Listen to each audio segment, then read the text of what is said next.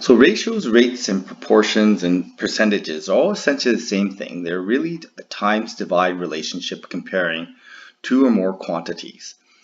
So with ratios, we have to be particularly careful because the order in which we state the ratio is the order of the way that the ratio should be written.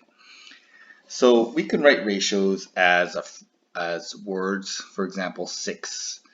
We have 3 compared to 6, or 3 compared to 6 in words. We can have in ratio notation 3 to 6, or we can put it in fraction notation as well. So when we rate our ratios and state our ratios, we want to make sure that the order of the ratio that it's stated is clear.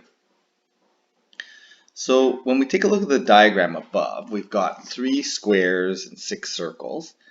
And we want to write the ratio of the squares to the total number of objects. And now it's important that we understand that this ratio is a part to whole ratio.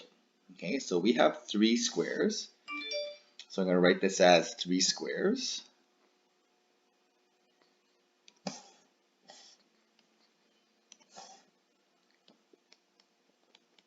we have our squares. So we have 3 squares compared to the total.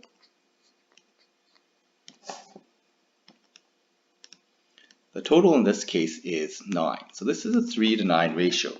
We can express this as a reduced ratio. Okay, we can express this as a fraction. Okay, we can express as 3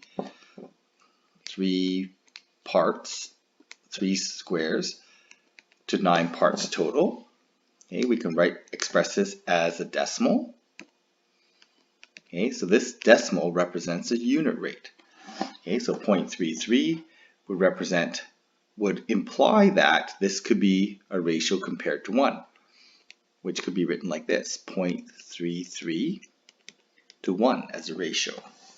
Okay, and this could also be written as a percentage. We can say that the red to the total is about 33%. So there's a few different ways we can express this, and these are all connected. So for this diagram above, 6 to 9 would represent then, well, we have 6 objects. The 6 objects could be the circles here. Okay, so we have 6 circles, so we have circles. And the 9 objects would then represent the total.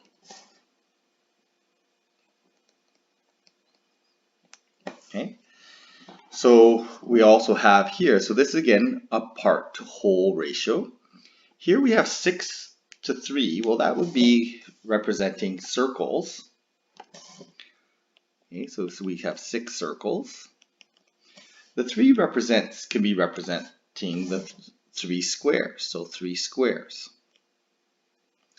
Now, I'm going to make sure that this is highlighted here. This is a part-to-part ratio.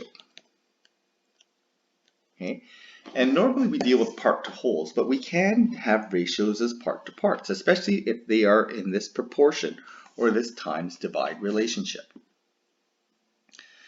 So equivalent ratios are like equivalent fractions. They are connected with the times and divide. So if we start with our initial ratio of 4 to 6, that can be scaled down by dividing both parts of that ratio by 2, or it can be scaled up by multiplying both parts of that ratio. In this case, I've shown multiplying by 3.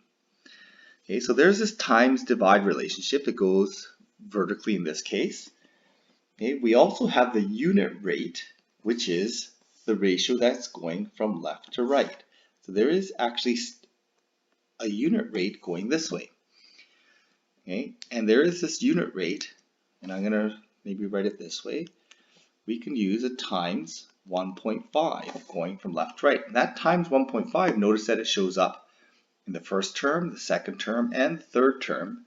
And we can alternatively show it in the opposite direction as divide by 1.5 or times by that would be 0.66. Okay, so we're going to focus on this up and down multiplier right now, but again, as we know about the proportional relationship, it is vertical and horizontal, the times and divide relationship.